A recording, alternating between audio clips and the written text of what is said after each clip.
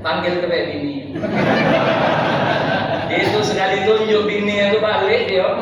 Meskipun hebat melawanlah dia itu, Bapak Ibu yang dimuliakan Allah.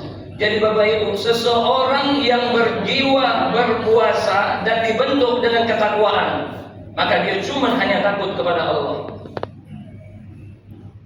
Al-Quran yang pernah kita sering baca, yang berisi mulai kejadian terdahulu sekarang sampai yang akan datang, yang kita sering membacanya, yang kita beriman kepadanya. Di Quran itu ada seorang yang mengaku dirinya Tuhan, yang mengatakan ana rabbukumul a'la. Aku ini adalah Tuhanmu yang maha tinggi. Siapa dia? Fir'aun laknatullah alaihi. Oh, kuasanya itu Bapak Ibu, raja, sultan, pemimpin negara, kuat. Tapi ingat Bapak Ibu, ketika dengan kuasanya, dengan pangkat jabatannya, dengan apa yang Allah titipkan kepada dia, dia merasa orang yang paling tinggi. Dia merasa dirinya Tuhan, dia bisa merasa mengubah nasib seluruh manusia. Maka dia dilaknat oleh Allah sampai hari kiamat. Kami yakin prajurit TNI tidak ada pernah ngenjuk nama anaknya Fir'aun. Meskipun dia itu wong hebat Pak, tapi kalaulah kita disuruh ngambil nama di Al-Quran, begitu nama Fir'aun tidak akan mungkin diambilnya, walaupun kadang salah be. Siapa nama anak? Muhammad Kiau. Muhammad Kiau. Di mana ngambilnya? Di Quran. Di mana? Di suratul Fatihah. Maliki. Benar ngambilnya, tapi salah Bapak Ibu.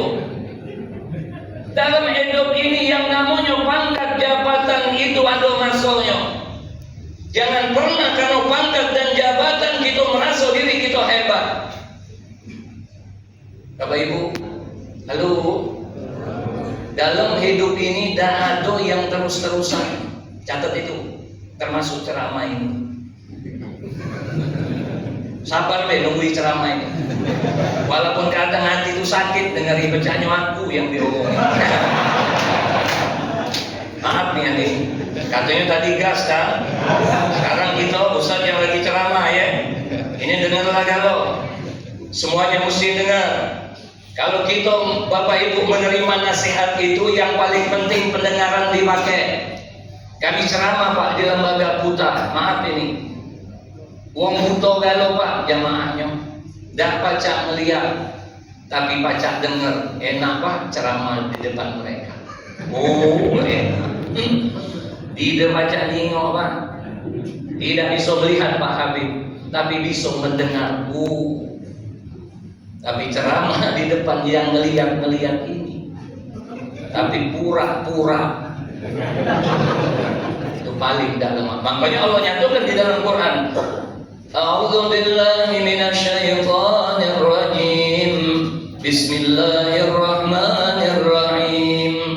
Wallahu akhrajakum min butuni ummahatikum la ta'lamuna syai'an wa ja'ala lakumus sam'a wal absara wal af'idah la'allakum tashkurun. Dan Allah yang mengeluarkan engkau dari perut emak-emakmu, ibundamu. Kemudian Allah jadikan apa Pak? Yang pertama, Dia jadikan pendengaran, Dia jadikan penglihatan, dan Dia jadikan hati. La'allakum tashkurun, supaya kita bersyukur. Jadi Bapak, kalau ada kita ini Pak Komandan, Pak Habib, kalau Bapak lagi menasihati prajurit, ketika dia mantonya main ini Pak jingoi kamu, itu melawan Pak prajurit. Suruh jungkir dulu Pak. Apalagi kita kadang ngomongin bini kita, mak sudah lama jangan cimudi terus, tapi dia jingoi main ini tinggalkanlah. Itu tidak mungkin dengar. Tapi kalau kita menasihati seseorang itu, ketika dia dinasihati, dia menundukkan kepalanya.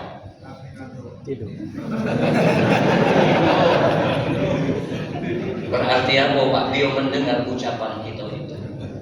Itu nasihat anak kita Pak, dia nunduk, itu tidak melawan Pak anak.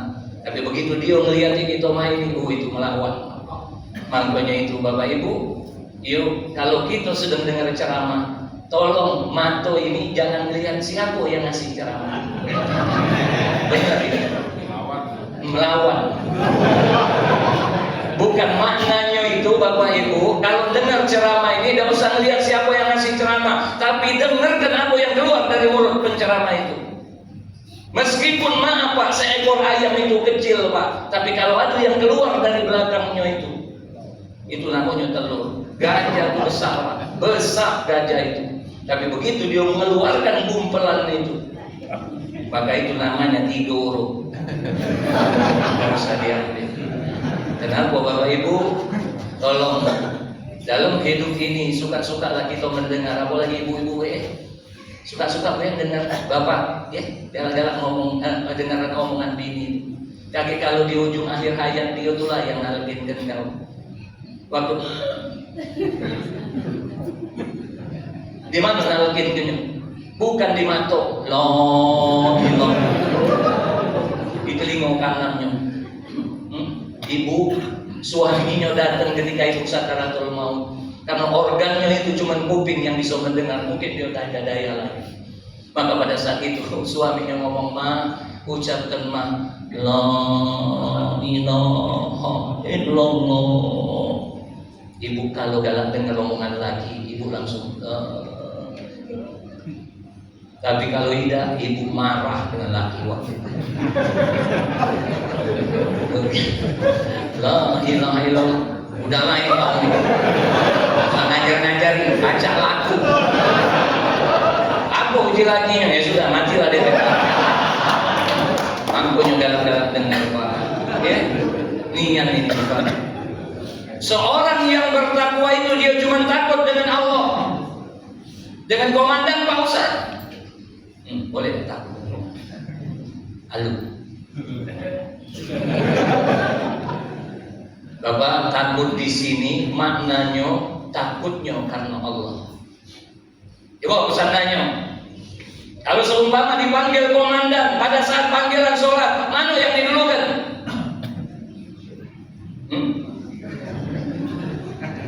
Agak ragu nih dah. Coba. Halo. Kalau dipanggil komandan, kemudian panggilan sholat masuk, mana yang didulukan? Komandan dulu, karena komandan ada masjid. Nah, benar Bapak. Berarti datangi komandan dulu, ajak ke masjid. Cuman berani apa tidak?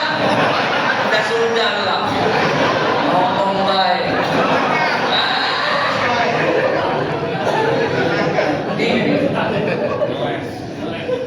Lah benar ini. Itu ini bakal mati galau Bapak Ibu. Pangkat jabatan ini cuma sampai sini baik. Berapa bintang yang paling banyak? 5. Bintang 7 buyur. Sudah lah. Cuma 5 bintang di ujung langit. Makanya jangan kecil hati yang prajurit. Jangan kecil hati. Yakinlah bahwasanya Allah muliakan kita semua ini karena rasa takut kita kepada Allah. Yakini itu. Dan sampai jam berapa ini? Terus ya? Agak sehat. Nah, karena ini temanya dua-dua yang kami sampaikan. Membentuk karakter prajurit yang prima. Siapa prajurit yang prima, yang hanya takut hanya kepada Allah? Sehingga ketika dia takut hanya kepada Allah, apapun yang dibebankan amanah dari undang-undang, sumpah prajuritnya dia pegang. Demi Allah, saya bersumpah. Jadi Pak, ini kakek diminta kalau tanggung jawab. Mana yang paling besar tanggung jawabnya? Yang paling tinggi? Tidak berani. Ya, itu ini akan diminta pertanggungjawaban oleh Allah dengan apa yang Allah amanahkan kepada kita. Setiap kita pemimpin, setiap pemimpin mesti akan diminta pertanggungjawaban. Waspada. Yang kedua, menguatkan nilai-nilai ketauhidan. Quran pernah menyatakan begini, Bapak. A'udzubillahi minasyaitonirrajim. Bismillahirrahmanirrahim. Ma min dabbatin fil ardi illa 'alallahi rizquha. Dan setiap yang melata itu pasti Allah jamin rezekinya. Percaya tak Bapak? Percaya Pak ya? Percaya. Nian percayanya. Nian. Ngaku kalau remon belum betul kamu gadang gerada. Hah? Coba. Kalau seumpama ada peringatan ini alhamdulillah puasa Pak. Ini puasa kita tidak kati kotak kan? Tidak kati. Tapi kalau ada peringatan yang ada kotak, kenapa kita kadang Bapak Ibu tidak dapat kotak kita nak berutuh? Berapa banyak yang namanya ibu-ibu Columbus, kelompok ibu-ibu pembungkus. Kadang kalau peringatan kadang sudah dapat sekotak dia dan kadang ngantongi 3, dimasukkannya ke dalam tas itu. Padahal dia yakin rezeki itu dari Allah, rezeki Allah yang menanggung rezekinya. Tapi kenapa dia kadang khawatir dengan rezekinya itu?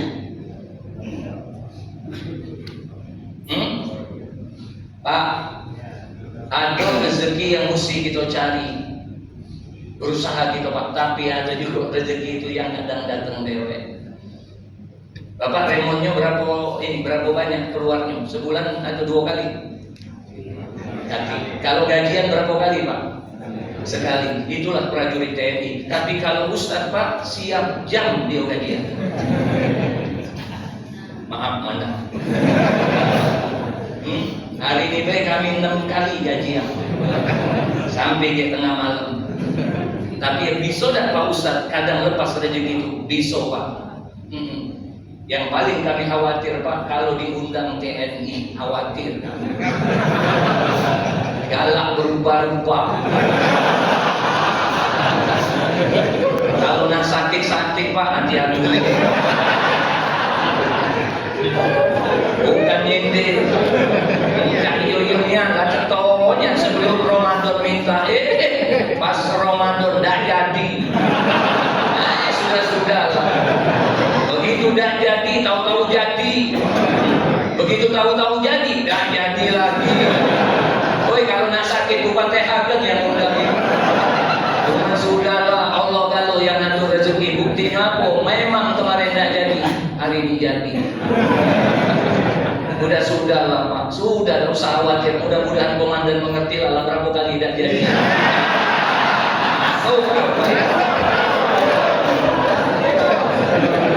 Masuk barangnya. Ya kenapa kita terlalu khawatir? Kita ini kadang khawatir Pak. Kami pernah bekerja Pak, kalau kami sarjana teknik mesin di PT Toyota Astra Motor 10 tahun Pak kami bekerja di sini. Akhirnya kami resign Pak. Karena memang panggilan jiwa kami ini untuk dakwah. Benar Pak. Memang awalnya kadang kita ini takut, takut Pak. Apalagi kalau sudah nyaman, itu takutnya kehilangan. Yang banyak jemaah loka-loka ini sudah jangan takut. Kalau lah pensiun mama nggak usah nunggu pensiun, nggak usah terlalu dipikir. Belum tentu juga masih ada waktu pensiun. Lah benar.